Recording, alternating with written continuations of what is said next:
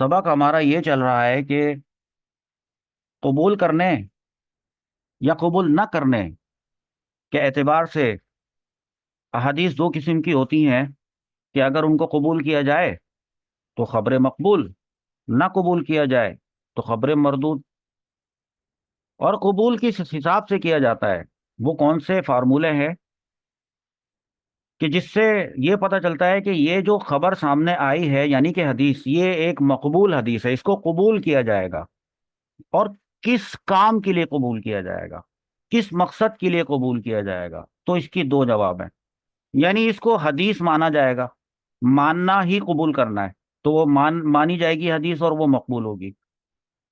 اور ایک یہ کہ اس سے کسی قسم کا استدلال کیا جائے گا، کوئی حکم شرعی اس سے اخذ کیا جائے گا، اس لیے وہ مقبول ہے اس معاملے میں کہ اس سے کوئی استنباط کیا جائے گا، اس سے ڈیریویشن ہوگی، اس سے پتہ چلے گا کہ اس حدیث میں جو حکم آیا ہے وہ مسلمانوں پہ کرنا وہ کس درجے میں ہے، فرض یا واجب یا سنت یا جائز یا مباح، اور اگر منع کیا ہے تو حرام، مکروہ تحریمی، مکروہ تنزیہی وغیرہ ناجائز۔ تو اس استنباط کے لیے، استدلال کے لیے اس حدیث کو اگر قبول کیا جائے گا تو بھی وہ خبر مقبول کہلائے گی۔ جب کسی حدیث کو اس کام کے لیے قبول کر لیا جاتا ہے کہ اس سے کوئی حکم شرعی ثابت ہو رہا تھا تو شرعی حکم لگایا جائے تو وہ حدیث دلیل بن جاتی ہے، ایسی حدیث کو دلیل کہتے ہیں، دلیل کہتے ہیں، اور حجت بھی کہتے ہیں، حجت، کہ فلانا مسئلے میں یہ حدیث حجت ہے، کہ فلانا مسئلہ دراصل اس حدیث سے ثابت ہے۔ تو خبر مقبول کی میں نے آپ کو پچھلی دفعہ بتائی تھی کہ دراصل چار اقسام ہوتی ہیں، بیسیکلی تو اس کی دو اقسام ہیں خبر مقبول کی، ایک صحیح اور دوسری حسن۔ پھر صحیح کی دو اقسام ہیں، صحیح لذاتی ہی جو بذات خود صحیح ہو، اور صحیح لغیری ہی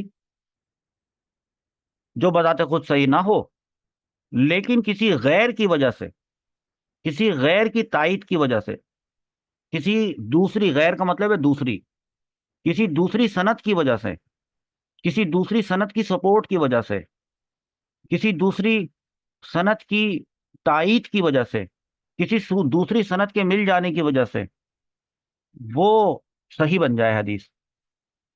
جب وہ صحیح بن جائے گی تو رہے گی وہ لیکن صحیح لغیری ہی، حکم پہ کوئی فرق نہیں پڑے گا، کیونکہ صحیح تو صحیح ہوتی ہے، اور صحیح لذاتی ہی ہو یا صحیح لغیری ہی ہو، وہ تو ہے تو صحیح۔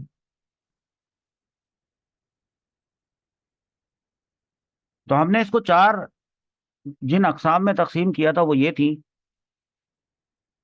کہ راویوں میں موجود کچھ صفات ہیں جن کی وجہ سے سند پہ اثر انداز ہوتے ہیں وہ راوی۔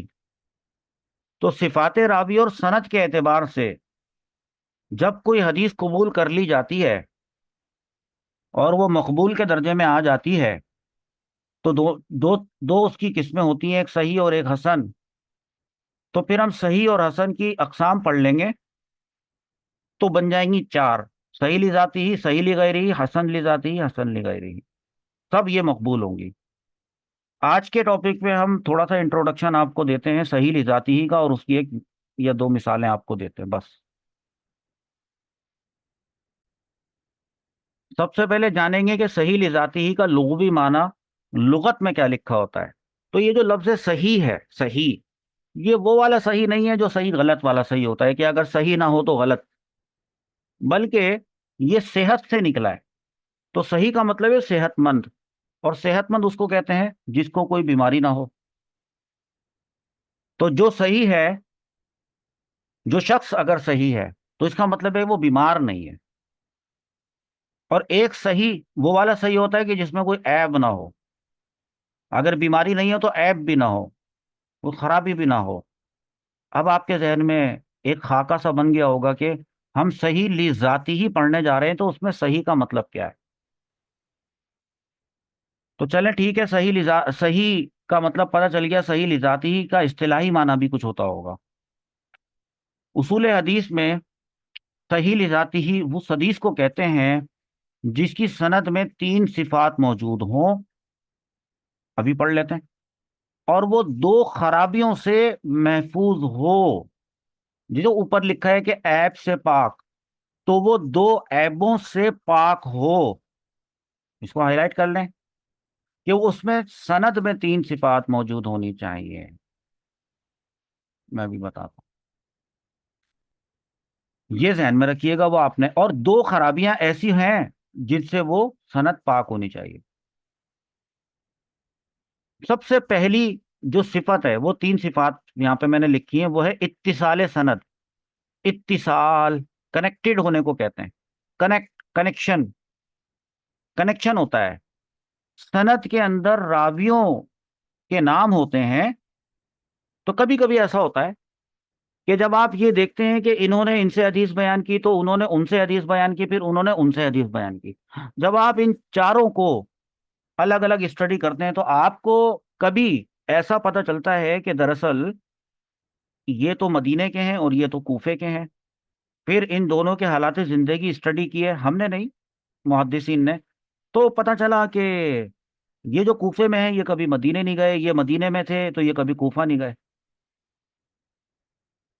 آپس میں ملاقات ثابت نہیں ہو رہی۔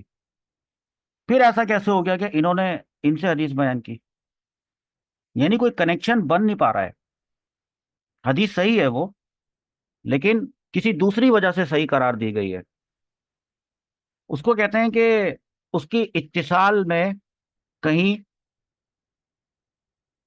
کوئی گیپ ہے۔ تو صحیح لذاتی ہی کے لیے ضروری ہے کہ اس میں اتصال سند ہو، یعنی سند کی ابتدا سے انتہا تک، شروع سے آخر تک، یعنی صحابی سے لے کر شیخ تک، ہر راوی نے دوسرے راوی سے براہ راست، یعنی ڈائریکٹ، ڈائریکٹ بلا واسطہ، یعنی without any third person interaction, بلا واسطہ اس حدیث کو حاصل کیا ہو یعنی ان سے پوچھ کے لکھا ہو، ان سے سن کے لکھا ہو، ایسے ڈائریکٹ، اور کسی جگہ سے، سند میں یعنی کسی جگہ سے بھی کوئی راوی ساقط نہ ہو۔ ساقط کا مطلب آسان لفظوں میں سمجھ لیں، غائب، کہ کسی بھی جگہ سے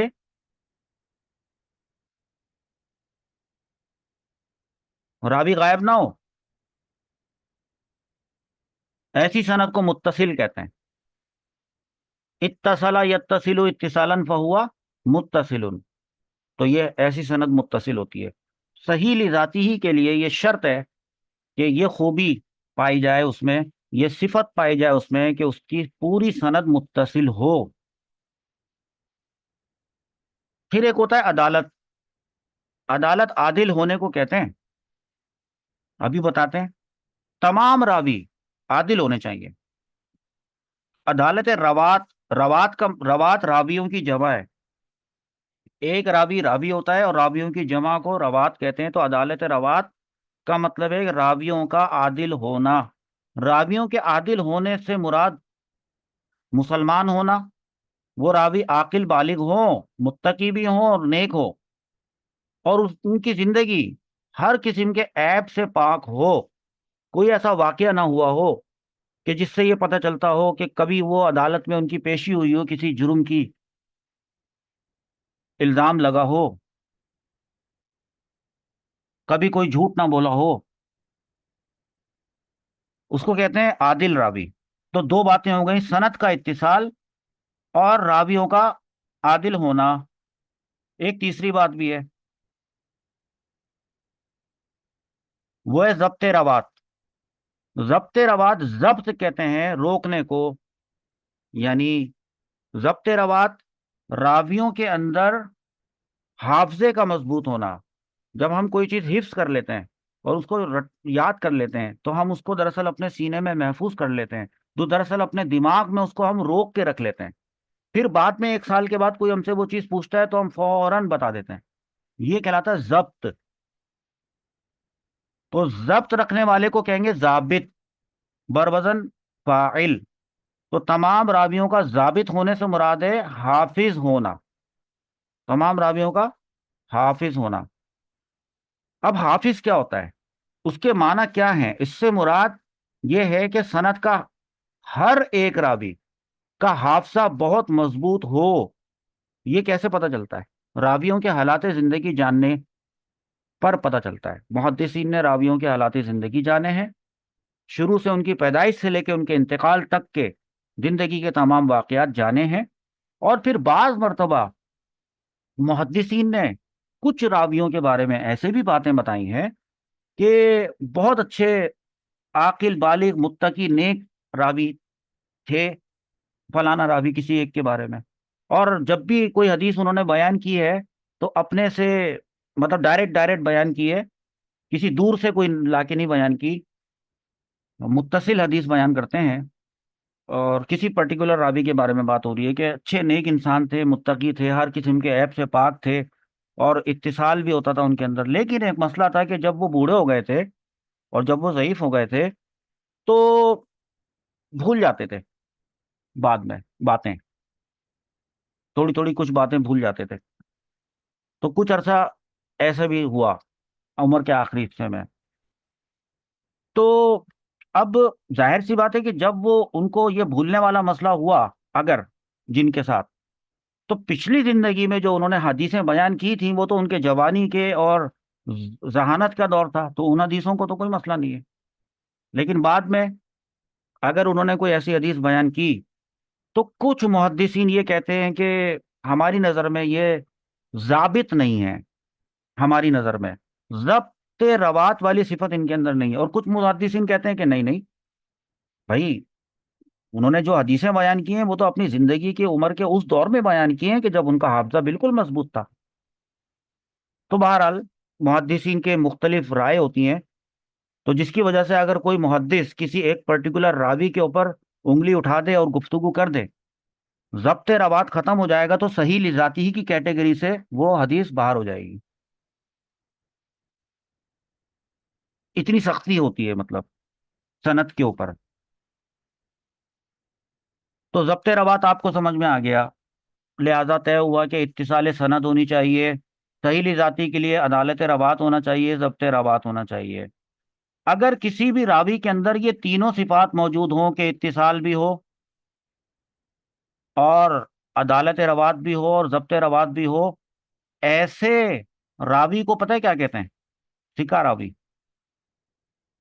تو اب آپ کے سامنے جب کبھی بھی ایسے راوی کا ذکر کروں گا جس میں یہ تینوں صفات ہوں گی تو تینوں صفات کے نام الگ الگ الگ الگ نہیں بولوں گا، ڈائریکٹ بول دوں گا کہ ثقہ راوی، کہ فلانا راوی وہ تو ثقہ تھے۔ تو ثقہ کا مطلب ہے کہ ان کے اندر یہ تینوں باتیں پائی جاتی تھی اور دو خرابیوں سے پاک بھی تھے۔ وہ دو خرابیاں کیا تھیں وہ آخر میں یہ بھی دیکھ لیں۔ ایک ہوتا ہے شذوذ، اور یہ شاذ کی جمع ہے۔ شاذ کا مطلب یہ ہوتا ہے کہ ایک ثقہ راوی اپنے سے بڑے ثقہ راوی کی مخالفت کر بیٹھے، ہوتا ہے ایسا۔ دیکھیں، ایک حدیث آئی اور اس حدیث میں یہ بات بیان کی گئی، راویوں کی نام بھی آ گئے، سند بھی آ گئی۔ پھر ایک دوسری حدیث آئی، اس میں ایک وہی والی بات کا الٹ بیان ہوا ہوا ہے۔ دونوں حدیث کے جب راویوں کو دیکھا تو ان میں سے ایک راوی ثقہ تو تھے، لیکن انہوں نے ایک ایسی حدیث بیان کر دی جو اپنے سے بڑے ثقہ کی مخالف کی الٹ حدیث تھی، ان کے خلاف تھی۔ تو جو بڑے ثقہ راوی ہوتے ہیں ان کو اوثق کہتے ہیں، اوثق۔ اس میں تفضیل کا صیغہ ہے، یعنی بروزن افعلوا اوثقوا کہتے ہیں۔ تو یہ ابھی آپ کو بتایا تھا نا کہ ثقہ راوی کہتے ہیں ان تین خوبیوں کے مالک ایسے ہوں۔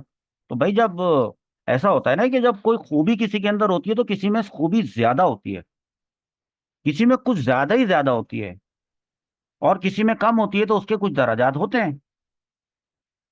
تو جب دو حدیثیں سامنے آ جاتی ہیں اور اس میں آپس میں ان دونوں حدیثوں میں تعارض پیدا ہو جائے، کنفلکٹ ہو جائے، اور اس ایک راوی پتہ چلے کہ اس راوی نے جو اپنی حدیث بیان کی ہے وہ اپنے سے بڑے ثقہ راوی کے خلاف بیان کی ہے، سمجھ آ گئی بات؟ تو اس کو کہہ دیتے ہیں کہ اس میں شذوذ پیدا ہو گیا، مگر راوی کی کوئی برائی نہیں کر رہے ہیں ایسا کام کرتے وقت، لیکن بہرحال شذوذ تو پیدا ہو گیا،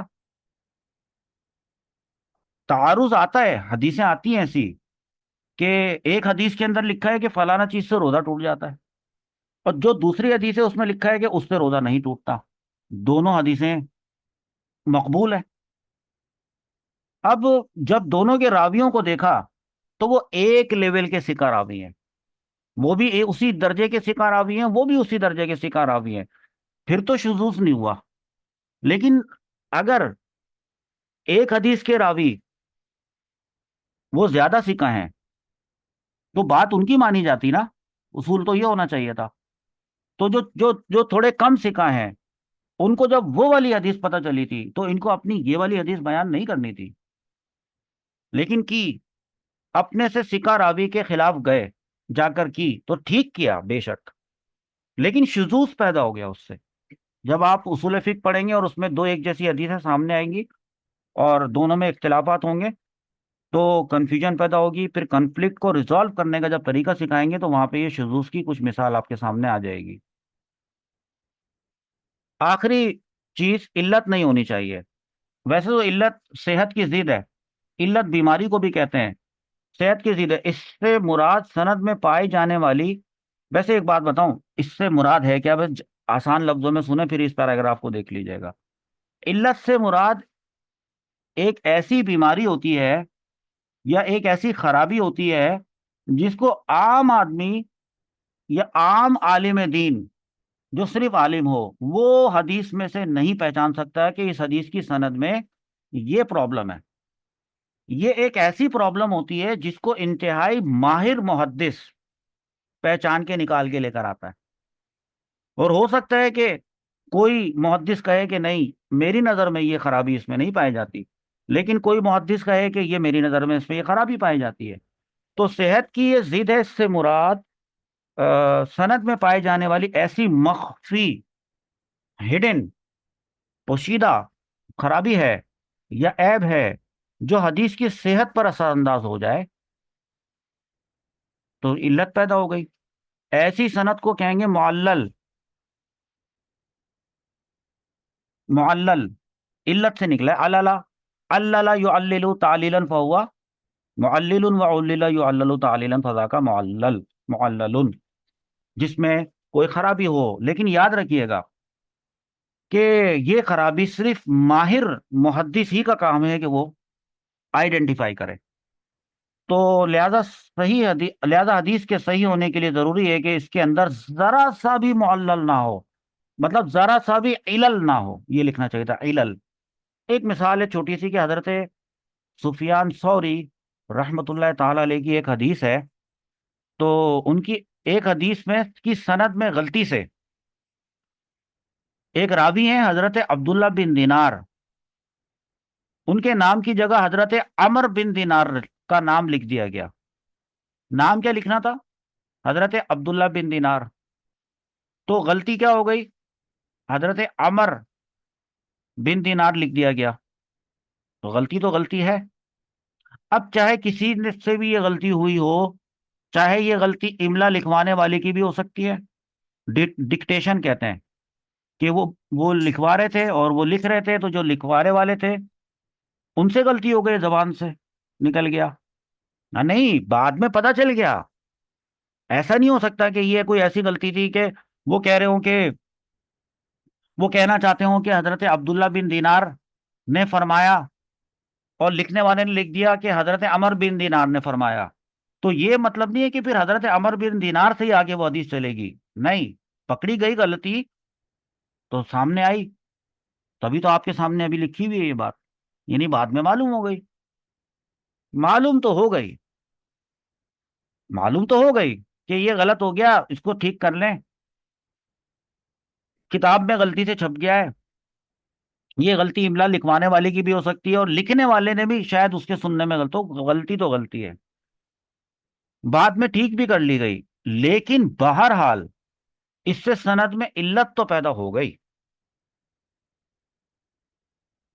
تو اس کی وجہ سے صحیح لذاتی ہی نہ ہو پائی، کیونکہ ایک کتاب میں لکھا ہوا ہے، لکھنا چاہیے تھا حضرت عبداللہ بن دینار کا نام، لکھا ہوا ہے وہاں پہ حضرت عمر بن دینار کا نام، پھر بعد میں محدثین نے وہ والی دوسرے چینل سے دوسرے ترک سے حدیثیں لے کر آئے کہ جس میں ایسی کوئی غلطی نہیں ہوئی تھی، حضرت عمر بن دینار کا ہی نام حضرت عبداللہ بن دینار کا ہی نام لکھا ہوا تھا، وہ سمجھ میں آ رہی بات؟ مطلب ایک کتاب میں حضرت عمر بن دینار کا نام لکھ دیا گیا، تو دوسری کئی کتابوں میں صحیح نام مل گیا، لیکن دوسری جگہ سے ملا، غیری ہی ہو گیا، تو لہذا یہ صحیح لذاتی ہی نہ ہوئی۔ اب ایک مثال جلدی سے دیکھتے ہیں صحیح لذاتی ہی کی، حدیث دیکھتے ہیں اور آپ کو بتاتے ہیں کہ کیا ثابت ہوا اس سے۔ حدیث نمبر صحیح بخاری ہے اور حدیث نمبر 5546 ہے۔ اس حدیث میں دراصل یہ بیان کیا جا رہا ہے، ابھی میں آپ کو پڑھ کے سناتا ہوں، کہ جب عید الاضحیٰ کا دن ہوتا ہے تو جن لوگوں نے قربانی کرنی ہوتی ہے ان کو چاہیے کہ پہلے وہ یہ چیک کر لیں کہ کیا علاقے میں یا شہر میں عید الاضحیٰ کی جماعت ادا ہو چکی یا نہیں، اور اگر ایسے نہ ہو چکی، ابھی عید کی نماز نہیں پڑھی گئی تھی، اور کسی نے اگر قربانی کے لیے اپنا جانور ذبح کر دیا تو کیا حکم ہے؟ اب حدیث پڑھتے ہیں۔ حدثنا مسدد حدثنا اسماعیل عن ایوب عن محمد عن انس بن مالک رضی اللہ عنہ قال قال النبی صلی اللہ علیہ وسلم من ذبح قبل الصلاۃ، جس نے عید کی نماز سے پہلے اپنے قربانی کے جانور کو ذبح کر دیا، فإنما ذبح لنفسه، تو اس نے اپنی ذات کے لیے اس کو ذبح کیا، یعنی قربانی کو ابھی بتاتے ہیں اس کا مطلب کیا، یعنی اس نے اپنے ذات کے لیے کیا، حالانکہ قربانی تو ہوتی ہے اس کے لیے، سنت ادا کرنے کے لیے مسلمانوں کی۔ ومن ذبح بعد الصلاۃ، اور وہ شخص جس نے اپنا جانور نماز کے بعد، عید کی نماز کے بعد ذبح کیا، فقد تم نسکہ، تو اس کی طرف سے قربانی ادا ہو گئی، مکمل، تمام، تمہ کا مطلب ہے تمام ہو گئی، اور وہ اصاب سنت المسلمین، اور وہ اس نے پا لیا مسلمانوں کی سنت کو، اور اس نے یوں کہیں کہ اس نے مسلمانوں کے طریقے پر عمل کر لیا، یعنی اس نے مسلمانوں کے طریقے کو پایا۔ اس سے کیا ہوا؟ پہلی بات تو یہ جانیں کہ یہ جتنے بھی راوی ہیں، حضرت مسدد یہ ایک ثقہ راوی ہیں، عادل بھی ہیں، حافظ بھی ہیں، یعنی ضبط والی بات، اور ہر طرح کے شذوذ سے بھی پاک ہیں، کبھی اپنے سے اوثق کی کسی کی مخالفت میں حدیث نہیں لائے کبھی بھی، اور کوئی علت بھی نہیں ہے، کبھی بھی کوئی علت نہیں ہے کہ کبھی کوئی غلطی کی ہو۔ اسی طرح حدثنا اسماعیل، اسی طرح حضرت ایوب، اسی طرح حضرت محمد، ان کے پورے پورے نام موجود ہیں اور ان کی پوری سوانح حیات موجود ہیں۔ حضرت انس بن مالک رضی اللہ تعالیٰ عنہ تو صحابی ہیں، ٹھیک ہے، صحابی تو ہر طرح کی علت سے پاک ہوتے ہیں، تو لہٰذا یہ والی دراصل جب حدیث آئی تو یہ صحیح لذاتی ہی حدیث ہوئی، اور اس وجہ سے نہیں کہ یہ صحیح بخاری میں ہے تو اس لیے صحیح لذاتی ہی ہے، یہ ان کی وجہ سے ہے۔ دیکھیں سند کے بارے میں نے کیا لکھا ہے کہ یہ سند متصل ہے، یہ جو 5 نام آپ کے سامنے آ رہے ہیں ان کے درمیان میں آپ کو کوئی گیپ نہیں ملے گا کہ کوئی نام غائب ہو بیچ میں سے، اور ہر ایک کا ایک دوسرے سے تعلق ملتا جائے گا کہ انہوں نے ان سے ڈائریکٹ سنا، ڈائریکٹ ڈائریکٹ ڈائریکٹ ڈائریکٹ، براہ راست براہ راست متصل، اور تمام کے تمام راوی ثقہ بھی ہیں، ثقہ یعنی کہ عادل ہے، ضابط ہیں، شذوذ اور علت سے پاک ہیں۔ اب کیا کریں؟ حکم کیا ہوگا پھر؟ حکم یہ ہوگا کہ یہ حدیث واجب العمل ہے، اس پہ عمل کرنا واجب ہے۔ اس میں حکم کیا دیا گیا ہے؟ اس میں حضور صلی اللہ تعالیٰ علیہ وسلم نے ایسے تو نہیں فرمایا نا کہ تم ایسے کیا کرو، تم یوں کیا کرو. بس آپ نے صلی اللہ تعالی وسلم نے ایک اسٹیٹمنٹ دی ہے کہ من ذبح قبل الصلاۃ فانما ذبح لنفسه ومن ذبح بعد الصلاۃ فقد اتم نسکہ. اس سے پتہ کیا چل رہا ہے؟ تو اس سے ایک حکم ثابت ہو رہا ہے، وہ جو میں نے آپ کو بتایا تھا نا کہ ثابت ہوتا ہے. تو اس سے یہ استدلال ہوتا ہے. کیا استدلال ہوتا ہے؟ وہ یہ استدلال ہوتا ہے کہ مسلمان کو چاہیے کہ قبل الصلاۃ ذبح نہ کرے. اچھا، اگر اگر کر لے گا تو کیا ہوگا؟ اگر اگر کسی نے قبل الصلاۃ ذبح کر لیا تو کیا ہوگا؟ تو چونکہ یہ حدیث صحیح لذاتی ہی ہے تو اس کی قربانی ہی نہیں ہوگی. اس لیے صحیح لذاتی ہی کو انڈرسٹینڈ کرنا ضروری ہے. لہذا اس کی، میں نے کہاں کہیں لکھا ہے یہاں پہ حدیث واجب العمل ہے. حدیث کے مطابق مسئلہ یہ نکل کر آیا ہے کہ عید کی نماز سے پہلے کی گئی قربانی ضائع ہو جاتی ہے. تو سوال یہ پیدا ہوتا ہے کہ اس حدیث کے مطابق اگر وہ قربانی ضائع ہو گئی تو کہیں ایسا تو نہیں ہے کہ وہ جانور حلال ہو گیا ہو، اس کا گوشت حرام ہو گیا ہو کہ اس کو کھا نہیں سکتے کیونکہ بھائی قربانی ضائع ہو گئی، کیونکہ حضور صلی اللہ تعالیٰ علیہ وسلم کی حکم کے خلاف کر دیا. تو تو اس کا جواب بھی یہاں سے پتہ چلا کہ جو بات آپ نے فرمائی لنفس ہی، تو اس شخص کے لیے وہ گوشت بہرحال جائز ہے. یعنی اس کو گوشت کا فائدہ ہوا، سنت ابراہیمی پہ عمل نہ ہوا. تو گوشت کا کیا حکم ہے؟ وہ کھا سکتا ہے، حلال ہے اور جائز ہے. یہ بات آپ کو سمجھ میں آئی؟ ایک مثال تو یہ تھی. بس چلیں ایک اور بھی لیں، وہ چھوٹی سی جلدی سے ایک لیں. ایک اور مثال ہے اور وہ سنن ابن ماجہ کی حدیث نمبر 1060 ہے. پہلے میں آپ کو بتاؤں حدیث کیا ہے، پھر آپ کو بتاتا ہوں. سب سے پہلے تو یہ پتہ چل چکا کہ اس حدیث کے تمام راوی ثقہ ہیں، تمام راوی عادل ہیں. اس حدیث کے سند کے تمام راوی ضابط ہیں، اور وہ انہوں نے کبھی کسی اوثق سے خلاف نہیں کیا، مخالفت، اور علت سے بھی پاک ہیں، کوئی غلطی نہیں ہے. ایک بات. اور دوسری بات یہ ہے کہ یہ حدیث کئی سندوں سے ہے، کئی سندوں سے. پہلے حدیث دیکھیں. حدثنا ابو بکر بن ابی شیبہ حدثنا عبداللہ ابن نمیر عن عبید اللہ ابن عمر عن سعید ابن ابی سعید عن ابی ہریرہ رضی اللہ عنہ ان رجلا داخل المسجد، کہ ایک آدمی مسجد میں داخل ہوا، یقیناً مسجد نبوی کی بات ہو رہی ہے. فصلی، تو اس نے نماز پڑھی. ورسول اللہ صلی اللہ علیہ وسلم فی ناحیۃ من المسجد، اور رسول صلی اللہ تعالی علیہ وسلم مسجد نبوی کے ایک کونے میں تشریف فرما تھے، بیٹھے ہوئے تھے. فجاء، نماز پڑھنے کے بعد وہ شخص آیا. فسلم، اور اس نے سلام عرض کیا. تو فقال صلی اللہ علیہ وسلم، رسول صلی اللہ تعالی علیہ وسلم نے جواب دیا وعلیکا، تم پر بھی سلامتی ہو. اور پھر آگے فرمایا فرجع فصلی، تم واپس جاؤ اور نماز پڑھو. فصلی یعنی دوبارہ نماز پڑھو. فإنک لم تصلی، کیونکہ تم نے نماز نہیں پڑھی ہے. مراد کیا ہے؟ مراد یہ کہ جو تم نے نماز ابھی پڑھی تھی وہ نہیں ہوئی ہے، انہوں نے غلطی کی ہوگی کوئی. تو اس لیے آپ صلی اللہ تعالیٰ علیہ وسلم دیکھ رہے تھے، اور ان کو پتا تھا یا نہیں پتا تھا کہ آپ دیکھ رہے ہیں، اور وہ ابھی انہوں نے گاؤں سے آئے تھے اور اسلام قبول کیا تھا اور نماز سیکھی تھی. فرجع آپ، تو وہ گئے، وہ آدمی واپس. فصلہ، اور انہوں نے نماز پڑھی دوبارہ سے. ثم جاء، پھر واپس آئے. پس حضور پاک صلی اللہ علیہ وسلم کے پاس واپس آئے. فسلم، اور سلام عرض کیا علی النبی صلی اللہ علیہ وسلم پر.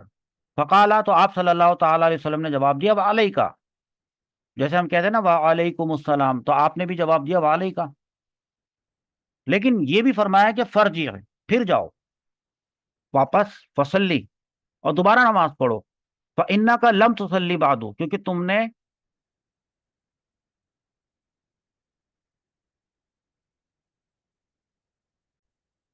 فإنک لم تصلی بعد، تمہاری نماز نہیں ہوئی ہے. اب بھی تمہاری نماز نہیں ہوئی. قال فی الثالثۃ، 3 مرتبہ فرمایا تھا. تو وہ صحابی، صحابی ہی ہوئے نا ایمان کی حالت میں، انہوں نے وہ پریشان ہو گئے. اور ایک دوسری حدیث میں یہ الفاظ ہیں، والذی بعثک فی الحق کی بالحق کی، یا اللہ یا رسول اللہ، خدا کی قسم، اس ذات کی قسم جس نے آپ کو حق کے ساتھ بھیجا ہے، میں اس سے زیادہ اچھی نماز نہیں پڑھ سکتا ہوں. فعلمنی، آپ ہی اب مجھے نماز سکھائیں یا رسول اللہ، آپ مجھے نماز سکھائیں یا رسول اللہ. تو فرمایا رسول صلی اللہ تعالی علیہ وسلم نے، بڑی توجہ سے دیکھیں، اصول حدیث میں کبھی بھی حدیثیں نہیں پڑھائی جاتی ہیں، لیکن آپ کو اللہ پاک نے موقع دیا ہے، آپ پڑھ رہے ہیں تو پڑھیں اور سنیں.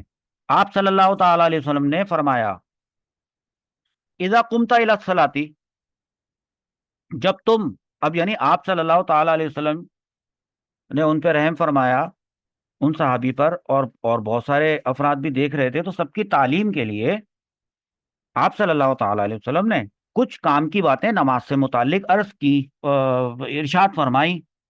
کیا ہے؟ سے پہلا ارشاد شروع ہوا، اذا قمت الی الصلاۃ، یعنی جب تم نماز کے لیے کھڑے ہو، فاسبغ الوضوء، وضو کر لو. اس کے بعد ثم استقبل القبلۃ، قبلے کی طرف رک کر کے کھڑے ہو جاؤ. وکبر، تکبیر کہو، اللہ اکبر. ثم اقرا ما تیسر معک من القرآن، اس کے بعد قرات کرو جتنا تمہارے لیے قرآن میں سے قرات کرنا آسان ہو اور جتنا تمہیں یاد ہو. قیام کی بات ہو رہی ہے، سمجھ رہے ہیں نا.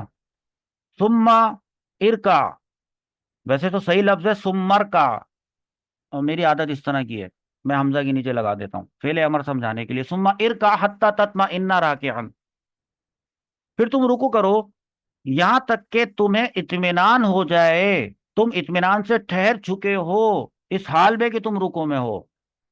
تو لہٰذا یہ پتہ چلا کہ رکو کی حالت میں اطمینان سے ٹھہر جانا، جس کو کہ کہا جاتا ہے تعدیل، یہ کرنا مسلمانوں کے لیے کیا ہو گیا؟ تو آپ بتائیں گے، پہلے چیک کریں گے حدیث کی کیٹیگری کیا ہے، آپ کہیں گے یہ تو صحیح لذاتی ہی ہے، تو یہ تو مسلمانوں پہ واجب ہو گیا. اب اگر کوئی رکوع کے اندر جلدی کرے گا، یہی تو وہ صحابی سے غلطی ہو رہی تھی، اور وہ رکوع اور سجود جلدی جلدی جلدی کر رہے تھے. تو آپ صلی اللہ تعالی علیہ وسلم نے فرمایا کہ نہیں، تمہاری نماز نہیں ہوئی، دوبارہ پڑھو. پھر دوبارہ پڑھو، 3 مرتبہ پڑھوا لی.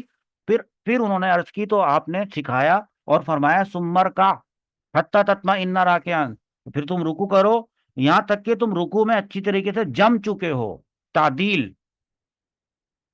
ثم ارفع، پھر اٹھو حتی تطمئن قائما، پھر تم قوما میں کھڑے ہو سمیع اللہ لمن حمیدہ کہتے ہوئے. سمیع اللہ لمن حمیدہ والے الفاظ دوسری حدیث میں. اور قائما، جب تم کھڑے ہو تو تب بھی تطمئن، یہ لفظ ذہن میں رکھیے گا. ثم اسجد حتی تطمئن ساجدا، سجدہ کرو، سجدے میں بھی اطمینان سے ٹھہرو. ثم ارفع راسک، پھر اپنا سر اٹھاؤ، حتی تستوی قائدا، حتی کہ تم سیدھے بیٹھ جاؤ.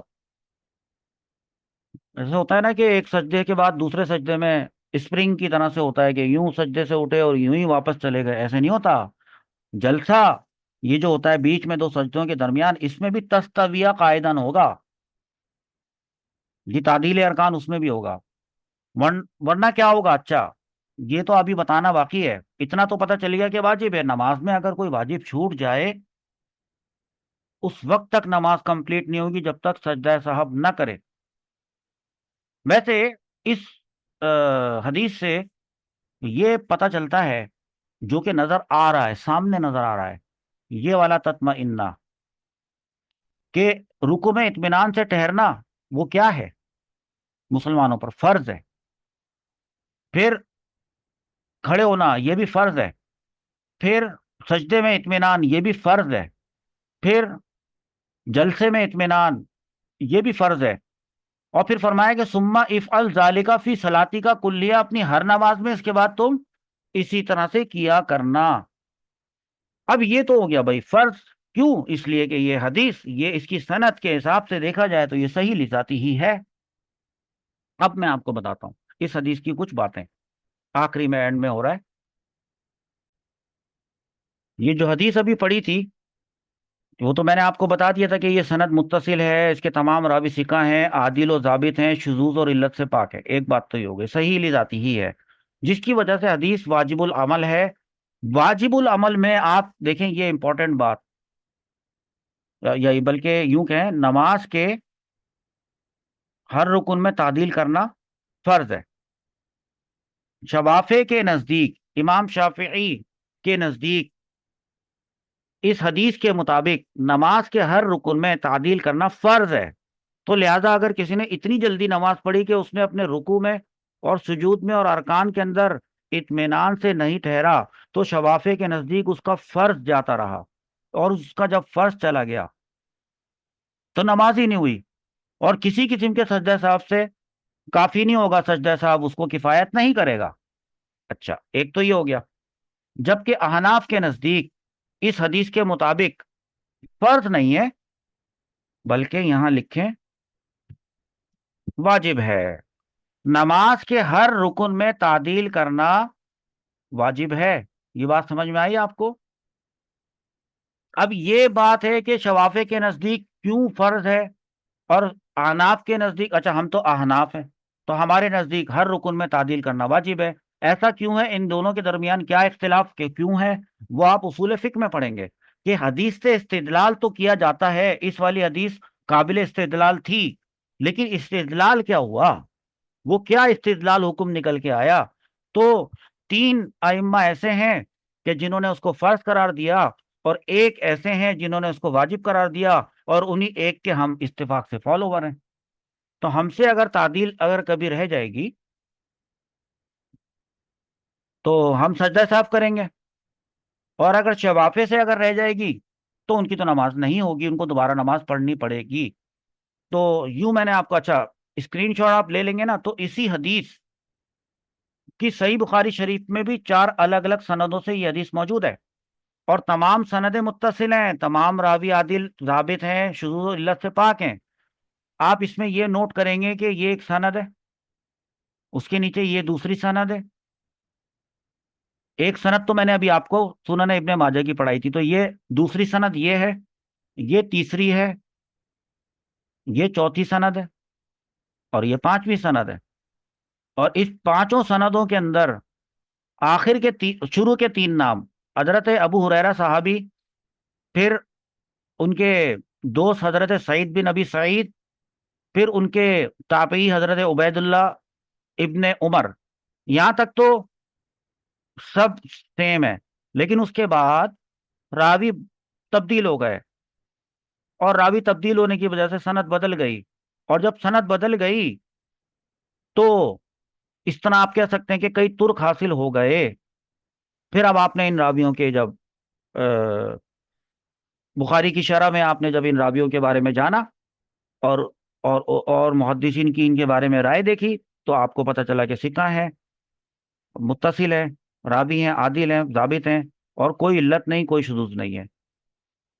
تو یہ تھا ہمارا ایک ایسا ٹاپک، اس کو تو آپ اپنے پاس لکھ لیجئے گا، اور آپ کسی بھی موبائل اپلیکیشن سے، یا آپ کے پاس کتاب ہے تو آپ اس میں کھولیے گا، امام بخاری کی کتاب میں حدیث نمبر 6251، انہی کی کتاب میں 6667، 757 اور 793۔ تو ہمارا یہ والا جو سبق تھا اس میں ہم نے آپ کو دراصل بڑی تفصیل سے بتا دیا صحیح لذاتی کس کو کہتے ہیں۔ اس کے بعد چلتے ہیں اپنے اگلے ٹاپک کی طرف۔